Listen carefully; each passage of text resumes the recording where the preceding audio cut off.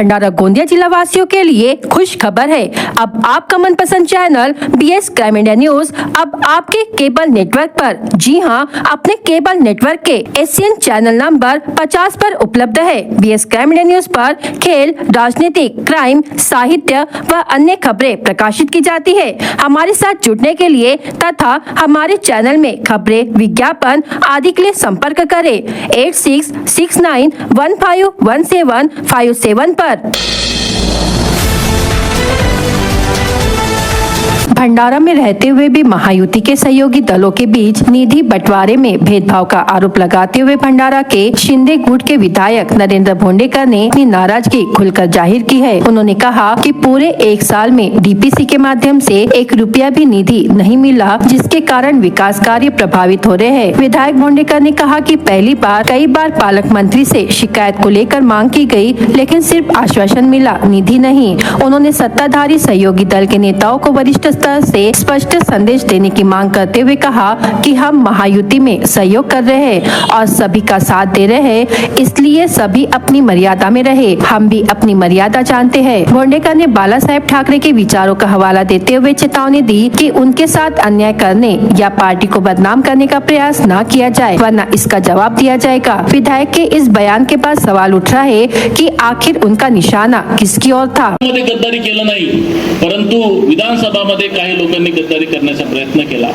आम्ही समजवण्याचा प्रयत्न केला। आम्ही त्यावेळेस फडणवीस साहेबांना सुद्धा मेसेज टाकला होता। मी पुन्हा बावनकुळे साहेबांना सुद्धा मेसेज टाकला होता। शिंदे साहेबांनी सुद्धा सगळ्यांशी बोलले होते, परंतु असा एक चित्र उभा केला होता की कोणी पण चालेल, पण भोंडेकर चालणार नाही। आम्ही का बाबा, आम्ही आमचा पक्ष वाढवतो। आम्ही कधीही कोणत्याच पक्षावरती कधीच टीका टिप्पणी करत नाही, कारण शेवटी मित्र पक्ष आम्हाला वरतूनच मेसेज असतो का मित्र पक्षाला घेऊन चाला। परंतु साहेब, मित्र पक्ष एवढं मारते, एवढं ठोकते, आमची तरी सहनशीलता असते। आपण समन्वय मध्ये सुद्धा आहेत वरिष्ठ स्तरावरती। आज आपण, माझी ह्या मंचावरून विनंती आहे की आपण वरिष्ठांना जरा समजवा। आज जर समजा नगर परिषदेच्या निवडणुकीमध्ये जर पाहिलं तर आमचे आबरू काढतात। एवढे कमजोर शिवसैनिक नाही आहेत। गरज पडेल तर रस्त्यावर सुद्धा निर्णय घेण्याची क्षमता शिवसैनिकाची आहे। आम्ही फक्त चार शिवसेनेच्या शब्दामध्ये आम्ही अडकलो आहोत की उद्या जर आम्ही काही कमी जास्त केलं तर शिंदे साहेबांना त्याचं उत्तर द्यावं लागेल, आपल्याला उत्तर द्यावं लागेल। म्हणून आम्ही प्रामाणिकपणेनं किती आमच्यावर आरोप केले, काय नाही केलं, तरी आम्ही सहनशीलतेने आम्ही शांत राहिलो। परंतु आम्ही कधीच मित्र पक्षांना सोबत घेऊन चालण्याचा प्रयत्न करत असतो। साहेब, जेव्हा प्रशासक होता भंडारा नगर परिषद जिल्हा परिषद मध्ये, मी पालकमंत्र्यांना सांगत होतो की 30% माझे कोट्यातले पैसे मित्र पक्षाला BJPला द्या, आणि आम्ही देत होतो साहेब। 70% मी घेत होतो, 30% त्यांना देतो। त्यांचे नेते कार्यकर्त्याला देत होते, ती माझी चूक नाहीये। आणि वरती जाऊन सांगत होते की आमदार आम्हाला निधीच देत नाहीये, परंतु तुम्ही रेकॉर्ड मध्ये आम्ही 30%, मात्र मागच्या वर्षी साहेब मित्र पक्षांनी 1 रुपया सुद्धा मला दिला नाही। DPDC मध्ये 1 रुपया नाही। आमचे कार्यकर्ते नाही आहेत का? तुम्हाला तुमच्या कार्यकर्त्याची चिंता असते, तुम्ही तुमच्या कार्यकर्त्याला निधी सुद्धा देत नाही, परंतु आमच्या कार्यकर्त्याला सुद्धा निधी मिळाला पाहिजे। आम्ही एवढीच आपुलकी, आणि आमचा वाटा जो आहे तो द्या ना, आम्हाला एक्स्ट्रा नका देऊ। मी ह्या भागाचा आमदार आहे साहेब, हे तेवढंच खरं आहे। आपल्या वरच्या स्तरावरती का ठरते तर माहिती नाही, पण भंडारा जिल्ह्यामध्ये भारतीय जनता पक्षाचा आमदारच नाही हो। एक आमदार राष्ट्रवादीचा आहे सत्यातला, आणि एक आमदार शिवसेनेचा आहे। एक तर राष्ट्रवादीला पालकमंत्रीपद द्यायला पाहिजे, नाही तर शिवसेनेला द्यायला पाहिजे। तुम्ही वरच्या स्तरावरती काही पण निर्णय घेत असणार साहेब, माझी विनंती आहे, हात जोडून विनंती आहे। आम्ही मग आमदार निवडून येऊन काय, आम्ही निवडून येतो ना, आम्हाला एक निधी मिळत नसेल तर आम्हाला काही वाटत नसेल का? हे चुकीचं आहे। आणि मग आम्ही जर, जसे ते त्यांचे नेते आमच्या विरोधात बोलतात, आम्ही जर बोललो तर ते पटेल का? माझी विनंती आहे की हा वाद न वाढता, मी मागच्या DPDC मध्ये सगळे घेणार होतो, पण पालकमंत्री बोललेत की आता एवढंच करतो। माझी विनंती, मी तर युतीच्या मीटिंग मध्ये सुद्धा बोललो की आमदारांना थोडं कमी करा आणि सगळ्या शिवसेना बीजेपी राष्ट्रवादीच्या कार्यकर्त्याला द्या ना काम आणि जाहीर करा की शिवसेनेच्या जिल्हा प्रमुखकडे एवढं काम दिला, भारतीय जनता पक्षाच्या जिल्हा प्रमुखकडे एवढं काम दिला, राष्ट्रवादीच्या जिल्हा तिन्ही पक्षाच्या जिल्हा प्रमुखाला कार्यकर्त्याला काम द्या, ते खालती वाटतील. कोणाच्या घराचा थोडी निधी आहे, तो महायुतीचा निधी आहे. आणि महायुतीच्या निधीवर जेव्हा लोकसभा विधानसभेत काम गरज पडते तेव्हा तुम्हाला कार्यकर्त्याची आठवण येते आणि मग कार्यकर्ता जर काम केलं नाही तर तुम्ही त्याच्यावरती आरोप लावता. हे जी संख्या जमवलेली आहे ना साहेब, आम्ही जीवभावाची संख्या जमवलेली आहे. आम्ही यांच्याशी नाते पक्षापेक्षा नाते जवळलेले, आम्ही यांच्या सुखात दुःखात राहतो तेव्हा ते जोडतात. नाही तर असेच नाही का आता दुसऱ्या पक्षाची काय पॉलिसी आहे माहिती नाही, परंतु हे तेवढंच खरं आहे की मागच्या वर्षापासून आम्हाला डीपीडीसी मधून एक सुद्धा रुपया, एक फुटी कवडी मिळाली नाही आहे. मी खोटं बोलत नाही, कोणीतरी सिद्ध करून दाखवा डीपीडीसी मधून 1 रुपया मिळाला मला. मी या ठिकाणी सांगतो की जरी हा निधीचा विषय असेल, कारण हा विषय साहेब कार्यकर्त्यांसमोर यासाठी होणं गरजेचं होतं. आमच्याकडे सुद्धा काही नगरसेवक निवडून आले आहेत, जिल्हा परिषद पंचायत समिती आहेत, यांना काम दिलं नाही तर हे सुद्धा अपेक्षेनं बघतात की यांना माहिती असायला पाहिजे की आम्हाला निधी मिळाला नाही मिळाला. मी पालकमंत्र्यांना सुद्धा विनंती केली की सगळ्या पक्षात तिन्ही पक्ष चालले पाहिजे, शेवटी कार्यकर्ता आहेत तर आपण आहोत. वहीं विधायक नरेंद्र भोंडेकर के बयान के बाद उद्योग मंत्री उदय सामंत ने शिवसेना पदाधिकारी और कार्यकर्ता सम्मेलन में उन्हें आश्वासन दिया. उन्होंने कहा कि नरेंद्र भोंडेकर ने अपने विधानसभा क्षेत्र में अच्छा काम किया है. यदि उनके सामने जानबूझकर कुछ अड़चनें पैदा की गई है तो शिवसेना में उन अड़चनों को दूर कर विकास कार्य आगे बढ़ाने की क्षमता है. उदय सामंत ने कहा कि मुख्यमंत्री एकनाथ शिंदे और वरिष्ठ नेताओं की मंजूरी से लोक प्रतिनिधियों तथा समन्वय समिति द्वारा तय किए गए निधि को देने में टालमटोल करने वाले अधिकारियों को स्पष्ट निर्देश दिए गए हैं. अधिकारियों को पार्टी या किसी विधायक के साथ अन्याय करने का अधिकार नहीं है. उन्होंने भरोसा दिलाया कि विधायक नरेंद्र भोंडेकर और पार्टी के लिए तय किया गया पूरा निधि जिलाधिकारी के माध्यम से तत्काल उपलब्ध कराया जाएगा. आणि मला खात्री आहे, एक मित्र म्हणून नरेंद्र भोंडेकर साहेबांना मी धन्यवाद देतो की अतिशय चांगल्या पद्धतीचा मतदारसंघ आपण या ठिकाणी उभा केला. अडचणी येतात, काही अडचणी ह्या आपोआप येतात, काही अडचणी ह्या सांगून येतात आणि काही अडचणी मुद्दाम निर्माण केल्या जातात. तर भोंडेकर साहेब, तुमच्या समोरच्या अडचणी ज्या आहेत त्या जाणीवपूर्वक निर्माण केलेल्या अडचणी आहेत, पण त्या अडचणीवर देखील मात करणारा आमचा शिवसेनेचा नेता आहे, त्याच्याबद्दल मला मनापासून त्यांचा अभिमान आहे. आमदार साहेबांनी मला सांगितलं की जिल्हाधिकारी निधी देत नाहीत. मी आज सौम्य भाषेमध्ये जिल्हाधिकाऱ्यांना सांगितलं, सौम्य भाषेमध्ये सांगितलं की तुम्हाला आमच्या पक्षावर अन्याय करण्याचा अधिकार नाही. जर आम्ही समन्वय समितीमध्ये ठरवलंय, जर माननीय शिंदे साहेबांनी, देवेंद्रजींनी आणि सुनेत्राबाई यांनी ठरवलंय तर तेवढा निधी जिल्हाधिकाऱ्यांनी दिलाच पाहिजे, ही भूमिका जिल्हाधिकाऱ्यांनी घ्यावी, अशा पद्धतीची सूचना देखील मी जिल्हाधिकाऱ्यांना केली. आणि नुसती तोंडी नाही केली. भोंडेकर साहेब, बरोबर आहे ना, जे पक्षाच्या माध्यमातून समन्वय समितीच्या माध्यमातून ठरलं तो अख्खा पेपर मी जिल्हाधिकाऱ्यांकडे दिलेला आहे. आणि म्हणून आज मी इथं अभिमानानं सांगतो की या वर्षी जो आपला निधीचा कोटा आहे तो सगळ्याचा सगळा कोटा नरेंद्र भोंडेकर साहेबांच्या माध्यमातून मिळेल. त्यांच्या मतदारसंघात तर विकासाची गंगा येईलच, परंतु उरलेल्या 2 मतदारसंघामध्ये देखील कोट्यावधी रुपयाचा निधी देण्याचा निर्णय माननीय एकनाथ शिंदे साहेबांनी घेतला आहे. ते रस्त्याचे प्रश्न असतील, पाण्याचे प्रश्न असतील, महिलांच्या बचत गटाचे प्रश्न असतील, ते देखील भोंडेकर साहेबांच्या माध्यमातून सोडवले जातील. तो स्टील हब जो गडचिरोलीमध्ये होतोय त्याच्यासाठी जीवाची पर्वा न करता सर्वात मोठं योगदान जर कोणाचं असेल तर ते पालकमंत्री गडचिरोलीचे एकनाथ शिंदे साहेब असताना सुरजागड सुरू झाला आणि त्याच्यानंतर या स्टील हबला खऱ्या अर्थानं सुरुवात झाली. पण सुरजागड सुरू असताना काय झालं, साहेबांना एक बातमी कळली, ज्याला आपण नक्षलवादी मुवमेंट म्हणतो, नक्षलवादी चळवळ म्हणतो, ती पुढच्या 8 ते 10 दिवसामध्ये गडचिरोलीमध्ये होणार आहे. अशा पद्धतीचा त्याला आपण कसला म्हणतो, आयबीचा रिपोर्ट हा माननीय एकनाथ शिंदे साहेबांकडे आला. हा रिपोर्ट आला असताना माननीय एकनाथ शिंदे साहेबांच्या नेतृत्वाखाली फार मोठी नक्षलवाद्यांना उखडून टाकण्याची मोहीम त्या काळामध्ये काढली गेली. आणि मला आठवत आहे, जवळजवळ 28 नक्षलवाद्यांना मारण्याचं काम त्यावेळी पोलिसांनी केलं माननीय एकनाथ शिंदे साहेबांच्या नेतृत्वाखाली.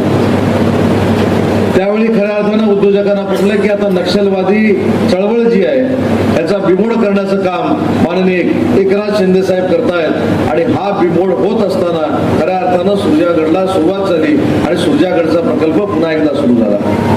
सुरजागडचा प्रकल्प बरोबर ना किरणजी? सुरजागडचा प्रकल्प सुरू झाल्यानंतर मग प्रभाकरण आले, प्रभाकरण आल्यानंतर सज्जन जिंदाल आले, सज्जन जिंदाल आल्यानंतर अन्य इंडस्ट्री त्या ठिकाणी येते.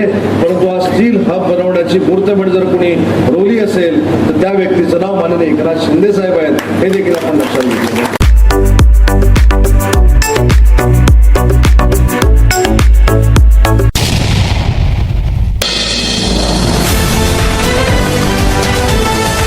तुकाराम मुंडे द्वारा होटल और खाद्य पदार्थ तैयार करने वाले व्यवसायियों के खिलाफ बड़े पैमाने पर कार्रवाई के बाद अब भंडारा के कांग्रेस सांसद प्रशांत पडोले भी आक्रामक नजर आ रहे हैं. सांसद पडोले ने भंडारा की कुछ जिला परिषद स्कूलों का दौरा किया, जहां विद्यार्थियों को दिए जाने वाले मिड डे मील की गुणवत्ता और स्वच्छता को लेकर गंभीर सवाल सामने आए. सांसद पडोले के अनुसार भोजन तैयार करने के लिए स्कूलों में उपलब्ध कराई गई मसालेदार और अन्य खाद्य सामग्री में कुछ सामग्री एक्सपायरी डेट की पाई गई. आरोप है कि एक्सपायरी हो चुकी सामग्री का इस्तेमाल विद्यार्थियों के लिए मिड डे मील तैयार करने में किया जा रहा था. स्कूल के किचन में बेहद खराब गुणवत्ता की सामग्री पाए जाने के बाद सांसद पडोले ने पूरे मामले की गहन जांच की मांग की है. साथ ही घटिया गुणवत्ता की भोजन सामग्री की आपूर्ति करने वाले ठेकेदार और दोषियों के खिलाफ कड़ी कार्रवाई करने की भी मांग की गई है. जिल्हा परिषदच्या शाळेची हालत अत्यंत खराब परिस्थितीमध्ये आहे. मुलं बसतात त्या ठिकाणी पावसाळ्यामध्ये पाऊस गळतोय, सिलिंग त्यांच्या अंगावर पडते, खिडक्या आणि दरवाजे हे तुटलेले आहेत आणि त्याला जंग लागलेला आहे. याच्या व्यतिरिक्त मिड डे पोषण जे आहे त्याच्यामध्ये फार मोठा असा भ्रष्टाचार आहे. निकृष्ट दर्जाचा माल सप्लाय केला जाते. आम्ही तिथं पाहणी केली असता त्या मसाल्यामध्ये एक्सपायरी डेट होती आणि एक्सपायरीचा माल समजा मागच्या महिन्यातच ते सप्लाय करत असतील तर त्याला दोषी कोण आहे? ते कमिटी आहे, प्रशासन आहे का तो कंत्राटदार आहे? आमची मांग आहे माननीय मुख्यमंत्र्याला की सीबीआय आणि SIT ची चौकशी झाली पाहिजे. मुलगा शिकला, चांगला स्वस्थ राहिला तरच या देशाचं भविष्य, या राष्ट्राचं भविष्य मोठे होईल. साहेब तुम्ही या गोष्टीकडे लक्ष द्या, अन्यथा येणाऱ्या काळामध्ये मोठा जन आंदोलन आम्ही इथं करणार आहोत. ज्या प्रकारे नीटची पेपर फुटी झाली, मंत्री महोदयांना राजीनामा द्यावा लागला, त्याप्रमाणे अशी गत आपल्यावरही येणाऱ्या काळामध्ये यायला नको.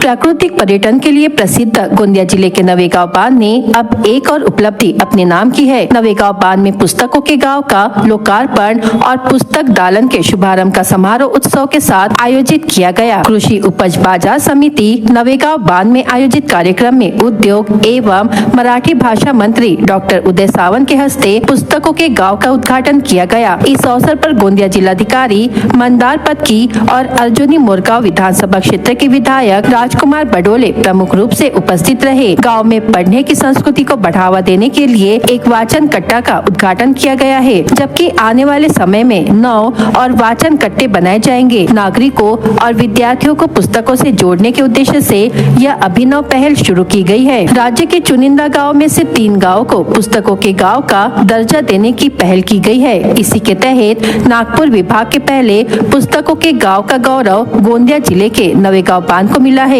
हा जो परिसर आहे हा ऐतिहासिक आणि साहित्यिकांचा परिसर आहे. यामध्ये पुस्तकांचं गाव आवश्यक आहे अशा पद्धतीची मागणी बडोले साहेबांनी देखील केलेली होती, आमच्या सर्व सहकार्यांनी केली होती. लोकार्पणाला थोडा उशीर झाला आहे, परंतु मी इथं आता आमच्या सगळ्या मंडळींना सूचना दिल्या आहेत की 10,000 पुस्तकं असलेली 10 दालनं हे आपल्याला या परिसरामध्ये सुरू करायचे.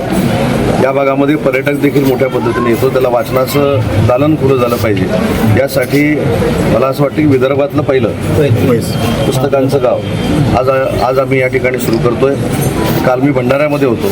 भंडाऱ्यामध्ये देखील गणेशपूर आणि लाखनी ही 2 गावं जी आहेत त्याच्यामध्ये एका ठिकाणी कवितांचं गाव आणि दुसऱ्या ठिकाणी पुस्तकांचं गाव असं सुरू करण्याचा आम्ही निर्णय घेतला आहे. आज माझी संध्याकाळी गोंदियामध्ये देखील मराठी भाषिकांवर प्रेम करणाऱ्या साहित्यिकांची चर्चा आहे. आज देखील गोंदियासाठी भरपूर काही आम्ही देऊन जाणार आहोत. पुस्तकाच्या गावाचं आज या ठिकाणी लोकार्पण माननीय उदयजी सामंत साहेब मराठी भाषा मंत्री यांच्या हस्ते झालेलं आहे. बऱ्याच दिवसापासून ही प्रतीक्षा होती आणि साधारणतः झाडीपट्टीच्या भागामध्ये या पुस्तकाच्या गावामुळे एक वाचनाची एक कल्चर या ठिकाणी निर्माण होईल आणि झाडीपट्टीचं जे साहित्य आहे त्याला पण या ठिकाणी प्रचंड मोठ्या प्रमाणामध्ये उभार भेटेल.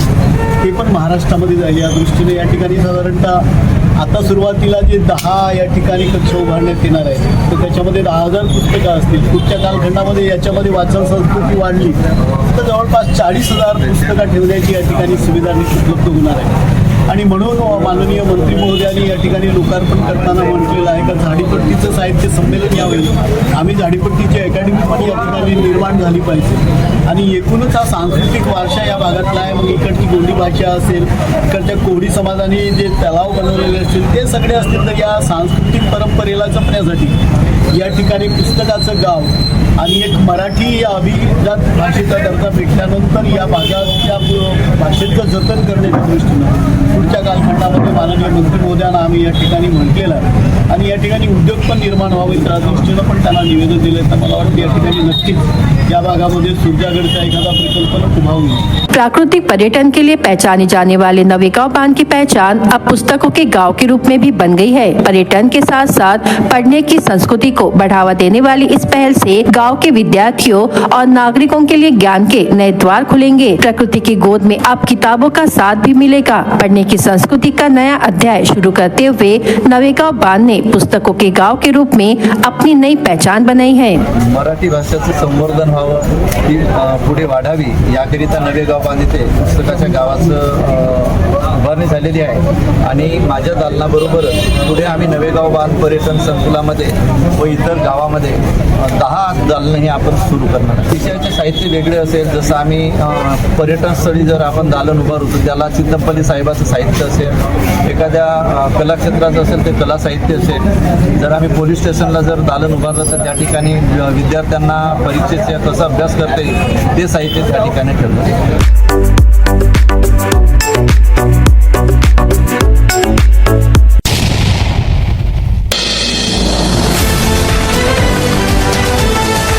भारत एक लोकतांत्रिक देश है जहां कानून और न्याय को ध्यान में रखते हुए काम करना पड़ता है. यहाँ हर किसी को अपनी बात रखने और आंदोलन करने का अधिकार है, लेकिन उसकी एक निर्धारित प्रक्रिया होती है. राहुल गांधी और जैन जी ने जो कहा उन्हें बोलने से किसने रोका?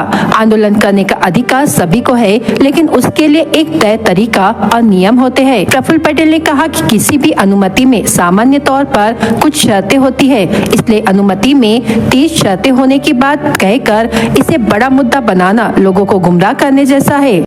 राज्यसभेमध्ये अनेक विषय असून मी त्याला प्रोत्साहन देणारे तुम्ही बोला, एक आपल्या त्यांच्या ऍक्टिव्ह प्राध्यापक म्हणून त्यांनी काम करावं. त्या निमित्तानं त्यांनी सुरुवात केली आहे आणि चांगलं तुझे त्यांच्या प्रदर्शन आहे त्याच्याबद्दल बोलला असेल आणि ते विविध विषय ते मांडण्याचा करत आहे. ते आता अनेक सरकारी असल्यामुळे ते पण लक्ष घालणे ते राज्याचे विदर्भाचे राज्याचे प्रश्न आहे नक्की पुढे मांडण्याचे काम करतील.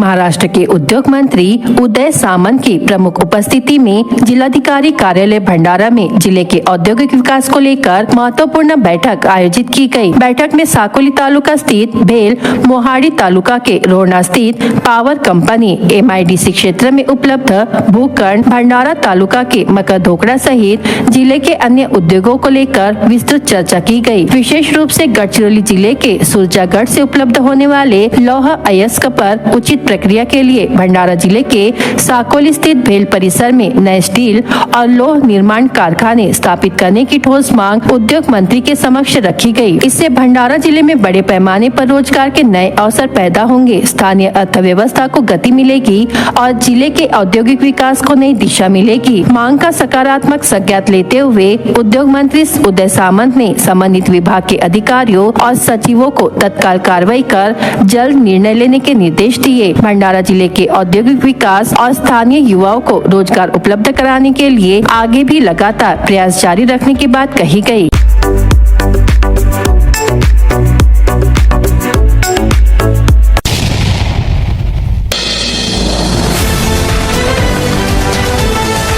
आज 21 अगस्त जल संधारण दिन के अवसर पर आयोजित महा वॉकेथॉन वॉक फॉर वाटर जन जागृति अभियान में नागरिकों ने बड़ी संख्या में सहभाग लिया। इस वॉकेथॉन के माध्यम से पानी बचाए, पानी जमीन में उतारे और जल का संरक्षण करे का संदेश जन जन तक पहुंचाया गया। पानी केवल हमारी दैनिक जरूरत नहीं बल्कि खेती, अर्थव्यवस्था और आने वाली पीढ़ियों के भविष्य का आधार है। आयोजकों ने नागरिकों से पानी की हर बूंद को बचाने और जल संरक्षण की जिम्मेदारी आज से ही उठाने का आह्वान किया। जल समृद्ध, हरित और सुरक्षित भविष्य के लिए सामूहिक प्रयास करने का संदेश भी इस कार्यक्रम के माध्यम से दिया गया।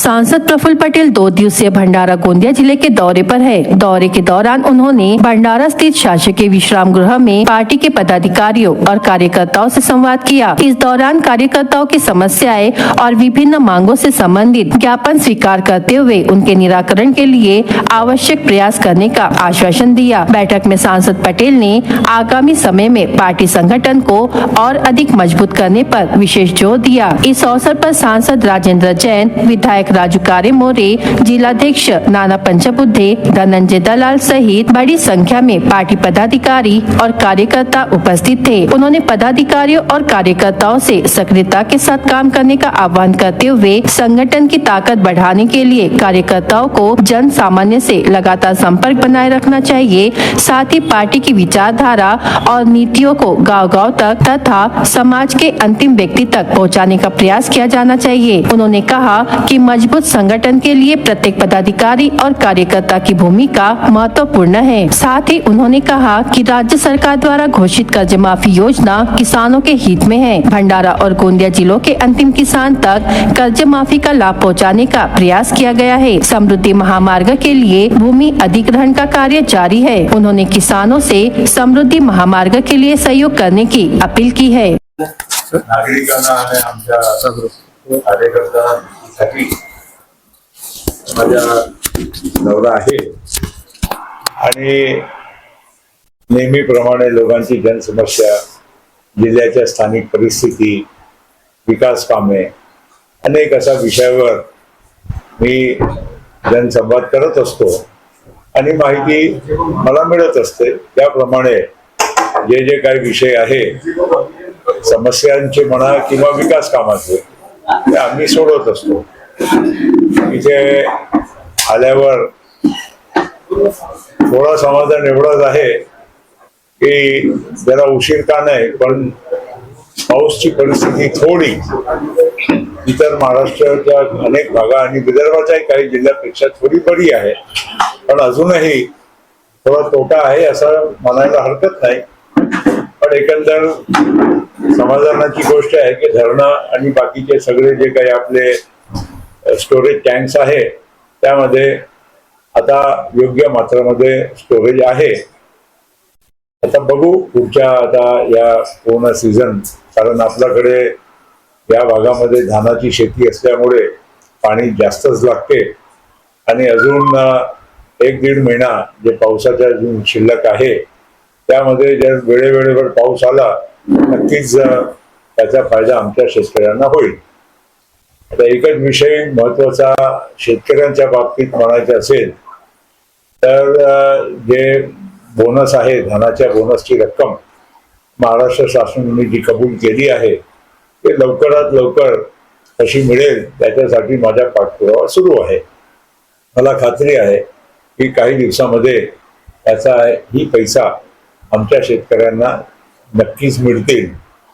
त्याचबरोबर महाराष्ट्र शासनाने जे काही कर्जमाफी जे मान्य केली ते शेवटच्या कास्तकारपर्यंत, शेतकरीपर्यंत पोहोचलेली आहे असा मला गोंदिया बँकेचे अध्यक्ष खासदार राजेंद्र जैन किंवा भंडारा बँकेचे अध्यक्ष सुनील कुंडे आणि इतर आमच्या जे सर्व मान्यवर आमचे आमदार राजू पारेमोरे साहेब हे सगळे सांगतात की जे कर्जमाफीचे पैसे आहे ते दोघांच्या खात्यामध्ये शासनाने जमा केले आहे.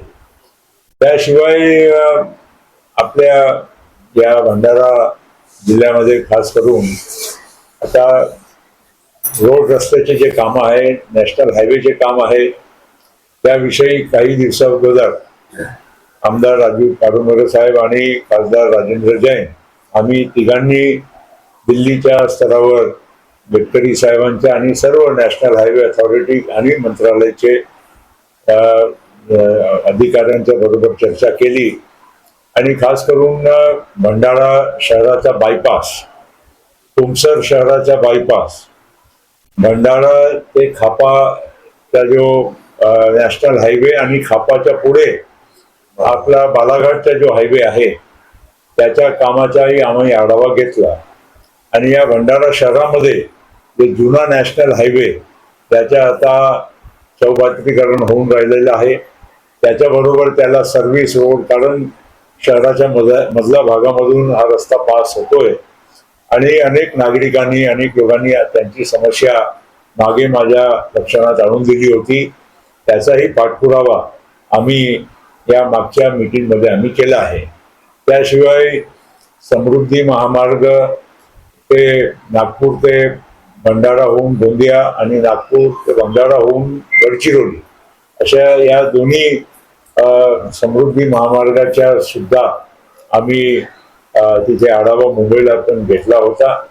आत्ताच काही शेतकरी माझ्याकडे आले होते, भंडारा तालुक्याचेच होती आणि त्यांचं म्हणणं होतं की जे त्यांना जे कॉम्पेन्सेशन आहे ते योग्य रीतीनं मिळत नाही.